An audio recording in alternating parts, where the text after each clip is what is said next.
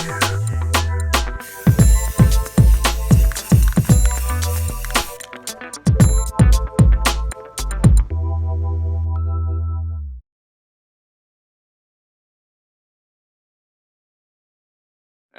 all right, Josh. I really appreciate you doing this for me, and I've been following your show. I usually catch the replay like in the mornings before I go to work, but I watched your live show tonight, and it was just a great show, man. I mean, I can't imagine how much time you put in to to gather all this information. It's really fascinating to me.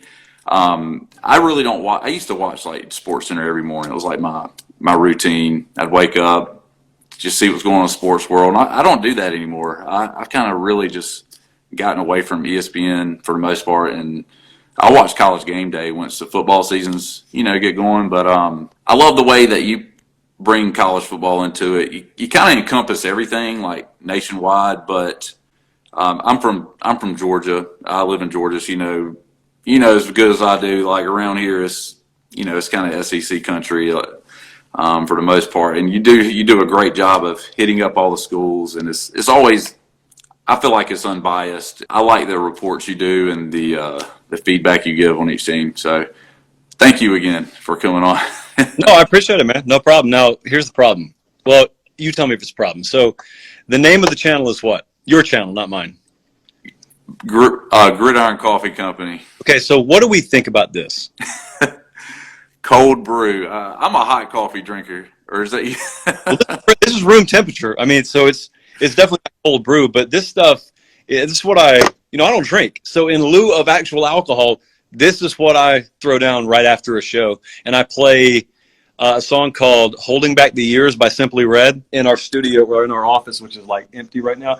So that's my post-game routine, except I'm on Instagram Live right now. So that's I got chewed gum here. I'm probably going to put back in my mouth after we get done. So what's your current, so when would you go to bed tonight? Like, what do you think? Probably 2 or 3. 2 or 3? Oh, my God. But first, I would really like to hear, how'd you get into doing what you're doing? How much time do you have? In a 20-minute... if you can condense it to 20 minutes.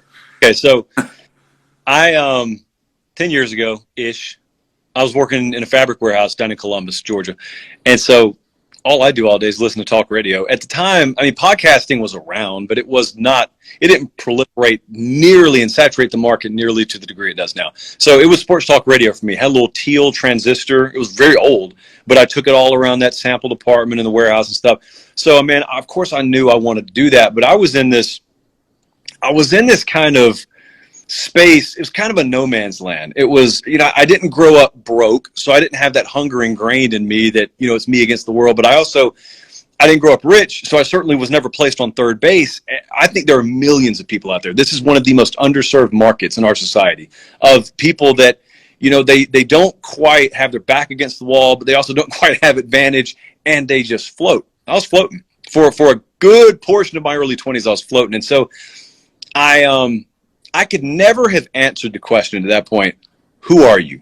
Could not have answered. I could have told you my name, could have told you all the stuff on my driver's license, but I couldn't have told you who I was. I could not have opened myself up and told you, here are my passions, here's where my talent intersects with those, here's where I see myself giving back to society, but also creating a professional lane for myself. Well, slowly that started to evolve a little bit, and I started to realize, man, I listen to this talk radio every day. I'd love to do it. I think I have the God-given ability enough to at least fool people into thinking I can do it, if nothing else. And so I bothered the PD, the program director down at the ESPN radio affiliate in Columbus, until he let me come in there and observe. And then one day it was a situation where someone can't be there. Can you fill in on like a 5 minutes notice? And I did it. I stayed on air for like 2 years, and I got a call one day, which just goes to show you, you're always interviewing. In our business, you're always interviewing. Forget your resume, forget your reel. You're always interviewing when you least suspect. I get a call from a general manager that was at the time running a TV station down there in Columbus, the NBC affiliate, WLTZ. And he said, you don't know me, you've never met me. Don't worry about that. But my sales department, my sales GM and I, we want to do a college football show. And I listen to you every day driving home. We've listened to you for about a month. We want to put you in the chair. Have you ever done TV? No. Okay, well, don't worry about that. Just come do it anyway. Oh, and by the way, last minute, I want you to be the sports anchor here and the sports director too. So am I qualified for any of this? Of course not. But I took the jobs anyway because it's not my fault they offered it. And so I go and I get in the TV world, and slowly they give me the ability to host my own college football show. And that was great for a couple of years. Here's the problem.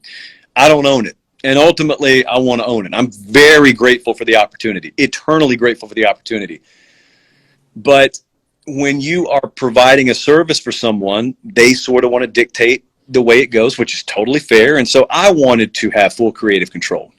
Don't we all? Well, I wanted to have that. And so it came time a few years in for my contract to come up. I had elevated to news anchor. I was doing the morning news there. But I wanted to do my own show, and I was being blocked from doing that. And so the last day, our contract negotiations had stalled. I was just going to go my separate way.